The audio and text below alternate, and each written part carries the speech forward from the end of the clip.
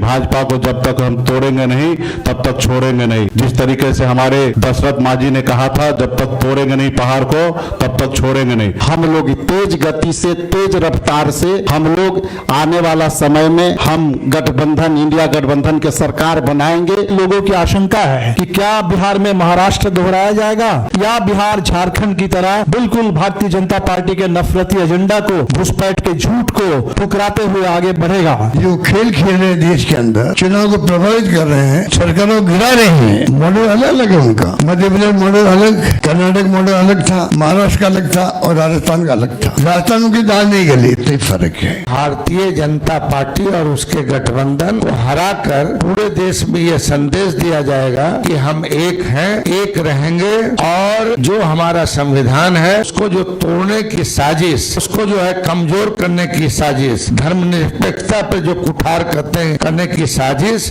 Bharatiya Janata party और NDA के द्वारा किया जा रहा है, उसका जवाब बिहार की जनता देगी।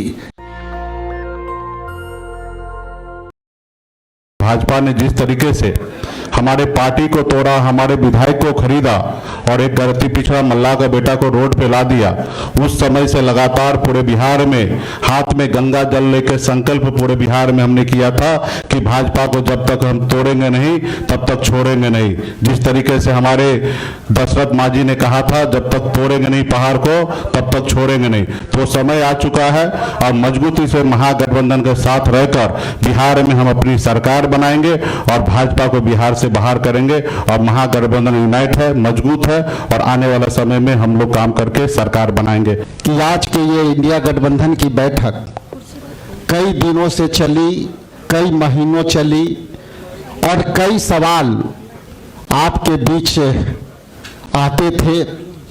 तो मैं इतना ही कहूँगा कि आज इंडिया गठबंधन एकजुट होकर तमाम यहाँ इलेक्ट्रॉनिक्स मीडिया के सामने उपस्थित है और मेरा मानना है कि जिस तरह ये इंडिया गठबंधन के मजबूती का नींव उसी दिन रखा गया था और वो धरातल पर उसी दिन आया जिस दिन सम्मानित न्याय योद्धा राहुल गांधी जी ने वोटर अधिकार यात्रा के तहत इंडिया गठबंधन के तमाम साथियों को लेकर लगभग 17 महीने गठबंधन को मजबूती के लिए और जनहित के मुद्दों को लेकर के, खास करके SIR के मुद्दे को लेकर के जो एकजुटता के फाउंडेशन रखा था, आज वो दिन जो है सपने के साकार करने वाला दिन होगा और इंडिया गठबंधन ये आपके बीच पूरी ताकत आपके बीच दिखेगा और उन सभी सवालों का जवाब का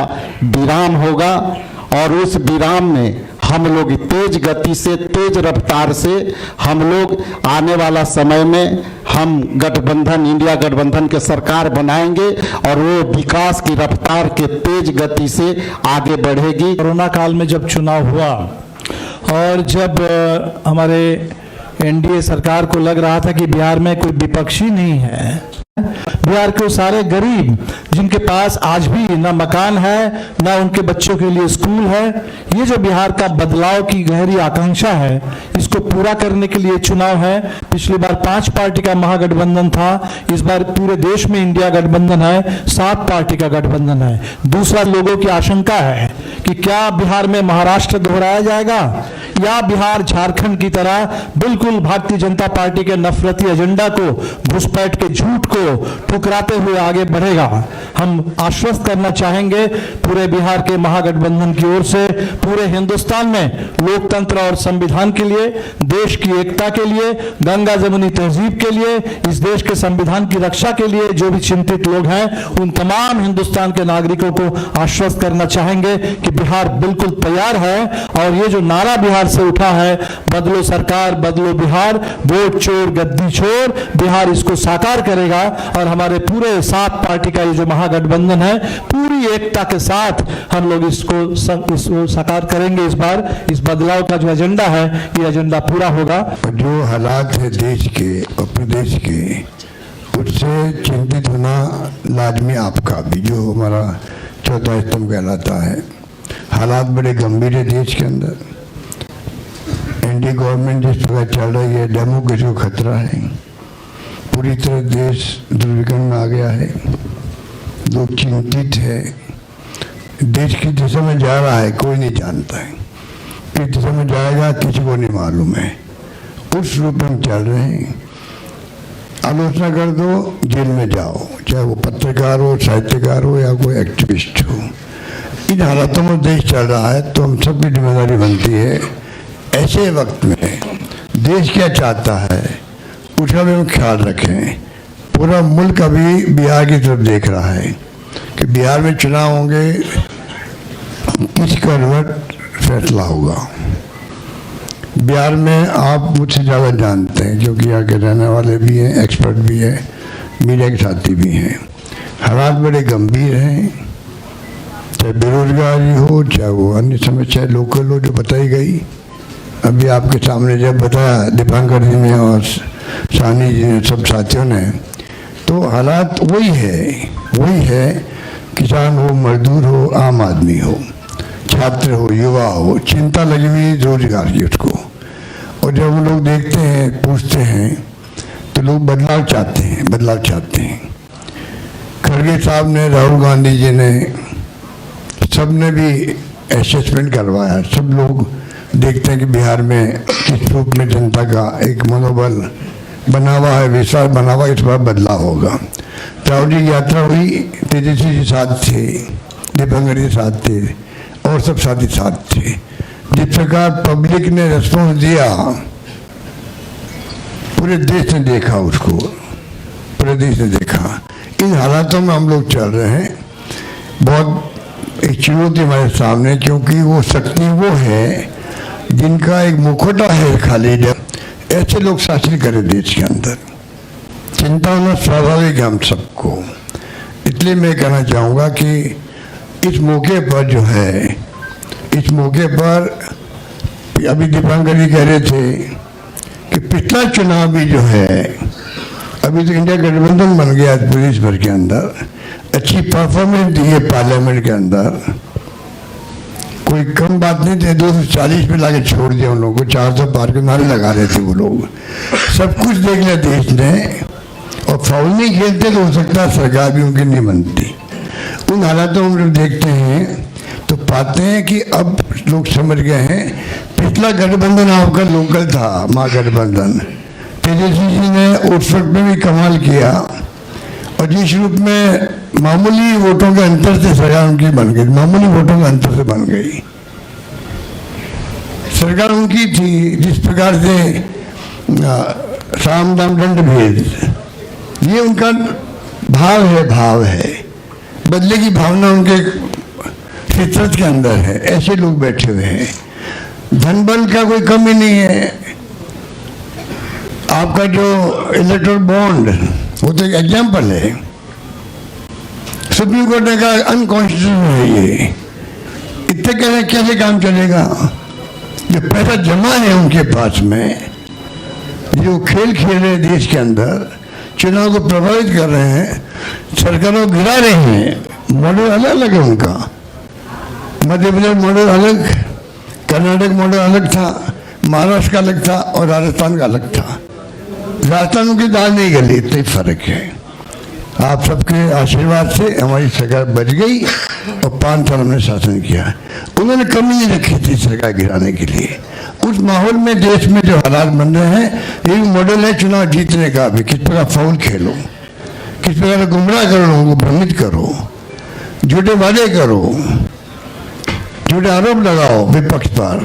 यही राजस्थान में भी किया हमारे पास। मैं तो अपने अनुभव से कह सकता हूँ, हमारी सरकार बन सकती थी इस बार। तो उन हालातों में लोग जो प्राइम मिनिस्टर हो, चाहे गृह मंत्री हो या इनके खुद के लोग हों, जिस प्रकार ये राजनीति कर रहे हैं, दंगल के आधार पर कर रहे हैं, आप हम सोच नहीं सकते। जो अनुभव बताता मैं महाराष्ट्र का भी, कोई सोच नहीं सकता किस प्रकार ये धनबल का उपयोग करते हैं चुनाव जीतने के लिए। चुनाव आयोग की हालत आप जानते हो। ऐसा चुनाव आयोग, मैं 50 साल राजनीति कर रहा हूँ और मैंने देखा है केंद्रीय मंत्री के रूप में भी और मुख्यमंत्री 3 बार में रहा हूँ। ऐसा माहौल इलेक्शन कमीशन में, इतनी बदतमीजी, इस प्रकार का व्यवहार विपक्ष के साथ में मैंने कभी नहीं देखा आज तक। उनके पत्र भी आएंगे खड़गे साहब के पास में, किसी के पास में, तो लैंग्वेज लिखी होगी, वो आप सोच सकते हो कि क्या स्थिति बनती है, क्या लिखते हैं। प्रेस कॉन्फ्रेंस करेंगे, क्या आरोप लगाते विपक्ष पे, ऐसा कभी आज तक नहीं हुआ। लोगों का विश्वास उठ रहा है इलेक्शन कमीशन से भी, चाइना में भी और रशिया में भी इलेक्शन कमीशन है, वहाँ पे भी। पर चुनाव में एक पार्टी जीतती है, तो क्या हम अपने मुल्क को उस दिशा में जाना चाहते हैं? कोई चिंता हम सबको होनी चाहिए, आपको भी होनी चाहिए।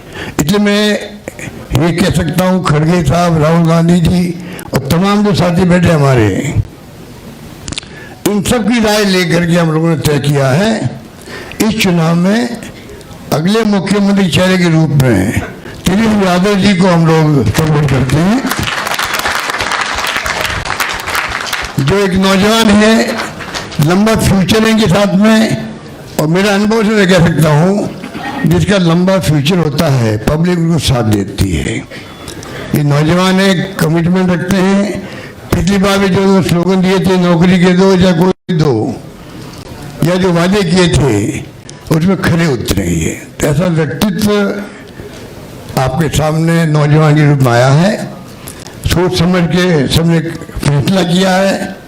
ये नेता के रूप में उत्तरी मैदान में राहुल गांधी जी ने मिलकर जो यात्रा करी थी, बड़ा इम्पैक्ट है। आने वाले वक्त में इनके अलावा राहुल जी भी आएंगे और नेता आएंगे, प्रियंका जी भी आएगी, सब नेता आएंगे।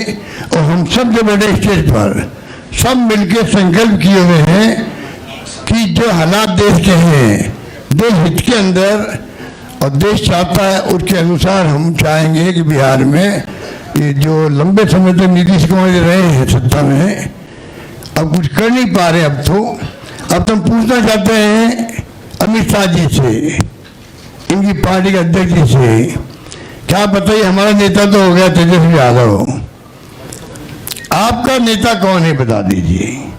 इससे काम नहीं चलेगा कि नीतीश कुमार के नेतृत्व में चुनाव लड़ा जाएगा। अगला मुख्यमंत्री का उम्मीदवार आपका कौन है, ये उनको बताना पड़ेगा। ये हमारी मांग है। और मांग क्यों है? इसलिए है, आपने देखा महाराष्ट्र के अंदर जो शिंदे थे, वो मुख्यमंत्री तत्कालीन, इन नेताओं ने कहा शिंदे के लीडरशिप में चुनाव लड़ा जाएगा। मैसेज दिया गया ये मुख्यमंत्री बनेंगे। दो शक्ति के बीच लड़ाई है।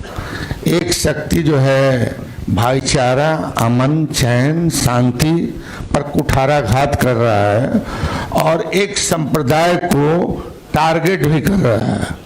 तो मुझको लगता है कि बिहार से देश में ये संदेश देने का काम होगा कि हम संविधान की हिफाजत करेंगे, और हमारे पुरखों ने जो आधारशिला रखी है धर्मनिरपेक्षता की, उस धर्मनिरपेक्षता को यहाँ भारतीय जनता पार्टी और उसके गठबंधन को हराकर पूरे देश में ये संदेश दिया जाएगा कि हम एक हैं, एक रहेंगे, और जो हमारा संविधान है उसको जो तोड़ने की साजिश, उसको जो है कमजोर करने की साजिश, धर्मनिरपेक्षता पर जो कुठार करने की साजिश भारतीय जनता पार्टी और एनडीए के द्वारा किया जा रहा है, उसका जवाब बिहार की जनता देगी।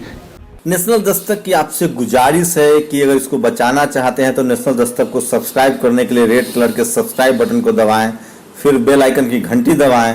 नेशनल दस्तक को बचाने के लिए बहुत जरूरी है कि हर खबर को शेयर करें, लाइक करें, कमेंट जरूर करें।